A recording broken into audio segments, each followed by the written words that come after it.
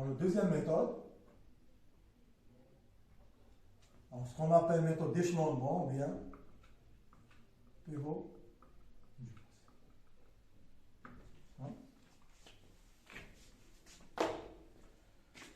Quel est l'objectif de cette méthode? C'est que si on a une matrice carrée, par exemple d'ordre 3,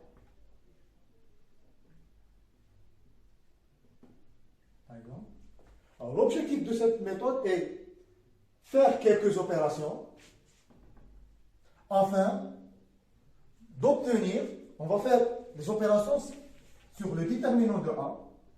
On prend le déterminant de A, c'est égal 1 moins 1, 1, et 2, 1, 1, 3 moins 1, 1. On va faire quelques opérations pour trouver un autre déterminant qui est sous cette forme.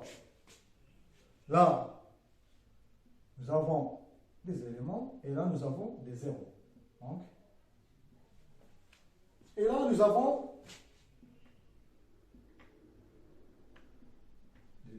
c'est ce qu'on appelle le déterminant d'une matrice triangulaire. C'est quoi une matrice triangulaire? C'est une matrice telle que sous la diagonale ou bien au-dessus de la diagonale ou bien au-dessus de la diagonale, là c'est la diagonale, il n'y a que des zéros. Donc, ce déterminant, il est très facile à calculer, c'est le produit des éléments diagonaux. Si on a une matrice triangulaire ou bien diagonale, le déterminant de cette matrice, c'est tout simplement le produit des éléments diagonaux. Alors, pour aller de ce déterminant à ce nouveau déterminant, on doit utiliser deux opérations. Alors, la première des choses, la première opération, c'est échanger deux lignes, d'accord? Deux lignes ou bien deux colonnes de déterminant. On va travailler avec les lignes. Alors, si on note par exemple cette ligne L1 et L2 et L3, donc l'opération, ça sera noté LI, ça va être changé avec LJ. Donc on va changer la IM ligne et la JM colonne. Mais faites attention là, lorsqu'on échange deux lignes, si vous vous rappelez, le déterminant change de signe.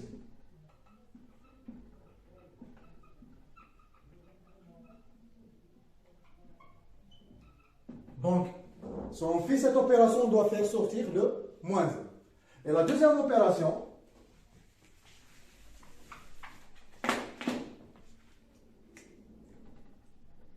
ajouter à une ligne un multiple d'une autre ligne.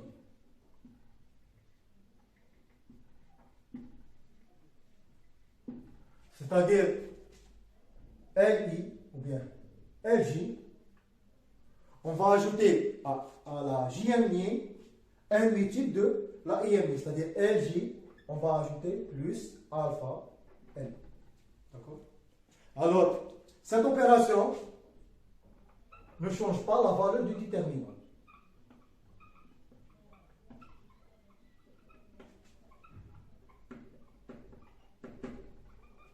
D'accord? Donc le déterminant ne va pas changer.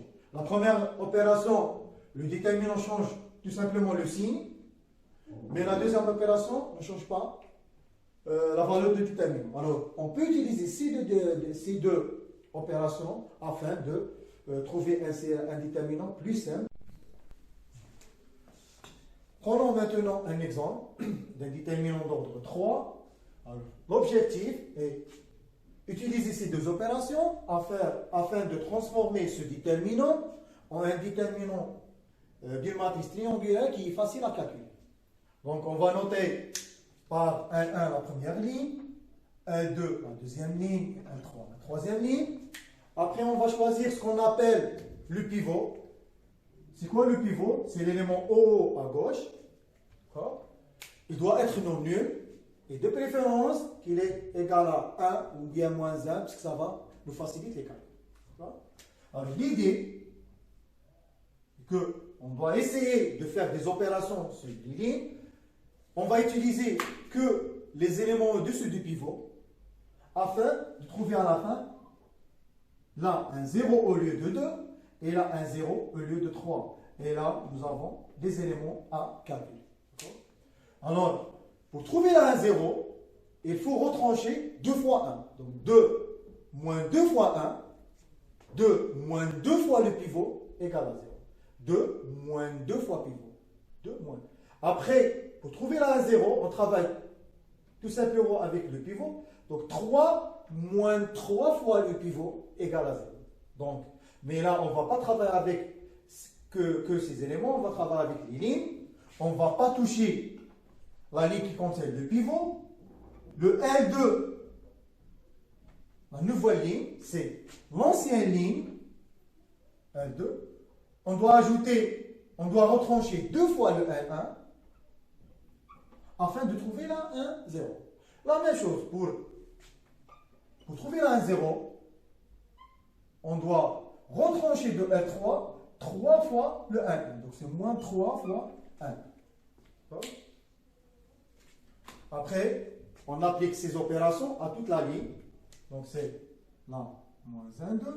Là c'est cette valeur, moins 2 fois cette valeur, ça va nous donner un 1. Et là, 1 moins 2 fois 2, ça va nous donner moins 3.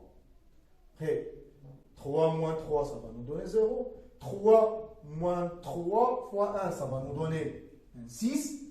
Et là, moins 4 moins 3 fois 2, ça va nous donner moins 10. Vous voyez, ce déterminant est plus simple par rapport à ce déterminant, mais on n'a pas trouvé un déterminant d'une matrice triangulaire, puisque là, on n'a pas un 0. D'accord? Alors, qu'est-ce qu'on va faire maintenant? On va faire la même chose. On oublie la première ligne et on va essayer d'éliminer cet élément. D'accord? Pour éliminer cet élément, on va choisir cette valeur comme pivot. Et on fait la même chose avec juste cette partie. D'accord? Donc on doit essayer d'éliminer cette valeur. Pour éliminer cette valeur, on doit faire 6 moins 6 fois 1. Donc, c'est égal. Donc, la première ligne, c'est 1 moins 1, 2. On doit l'oublier. Après la 0, 0. La ligne qui contient le pivot ne change pas. Donc, on va noter L1 et L2. Donc, L2, c'est la nouvelle ligne. Donc, c'est pas cette ligne, mais c'est la nouvelle ligne. Et L3, on va utiliser là que la deuxième ligne et la troisième ligne. Donc, c'est L3 moins 6 fois L2. Donc, c'est L3 moins 6 fois L2. Cette opération va nous donner 0 là comme valeur, puisque 6 moins 6, qui est notre objectif. Et après, moins 10 moins 6 fois moins 3. Donc, ça va nous donner moins 6 fois moins 3, ça va nous donner 18. Avec cette valeur, ça va nous donner 8. Et voici notre nouveau déterminant, qui est un déterminant d'une matrice triangulaire, ou bien un déterminant échelonné. Voici la diagonale. Et la valeur de ce déterminant, c'est tout simplement le produit des éléments diagonaux. Et c'est égal à 8. Donc ça, cette méthode est une autre méthode pour calculer le déterminant.